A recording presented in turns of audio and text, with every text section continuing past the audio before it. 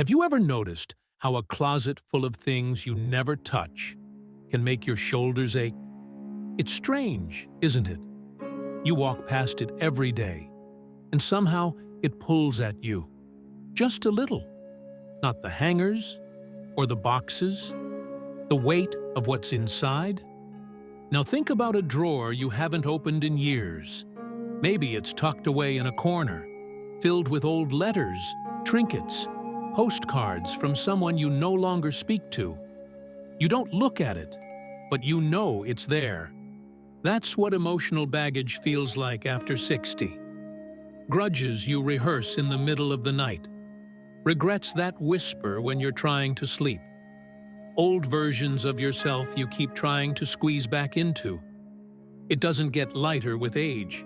It settles deeper. But that weight? It's not a life sentence. It's just a drawer you haven't decided to open.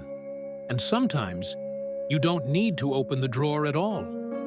You need to change the room around it. I remember a woman I know, just past 62, who walked out into her garden one morning. Nothing dramatic, just a cup of coffee and a pair of old gloves. She had this one corner, behind the shed, where weeds had taken over.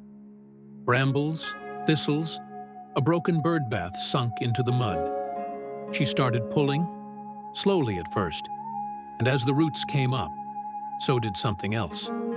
A memory of her brother, the argument they'd never resolved, the birthday card she'd never sent.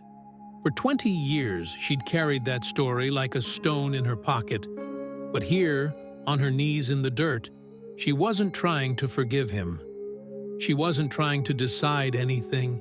She was just clearing ground, letting sunlight hit soil that hadn't felt it in years. And that's the quiet rebellion of this season of life. You don't resolve everything. You just start making room. And that's when the photograph found him. He's sitting alone at the kitchen table, coffee cooling in the mug, and in his hands is a picture of himself at 30. The man in the frame had a career, an identity, a whole world he built from scratch. And it's all gone now. Different job, different name, maybe.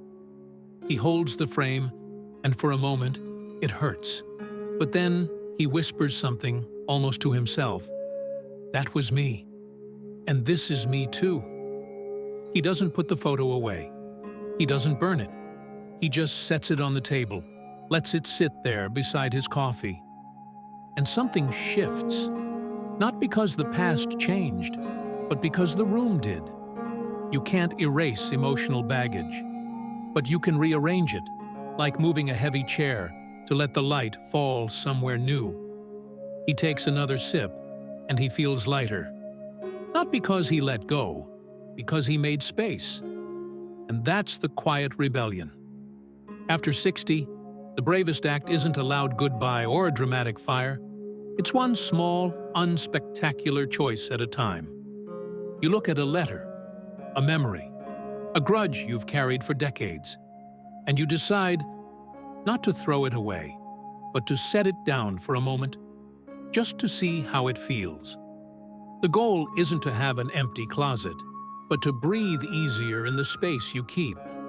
So you keep a few things, you let a few others rest, and somewhere in that gentle shift, you reclaim your own room. Not a museum of your past, but a home for your present. That's the victory. If this brought you a little peace, subscribe. There is more on the way.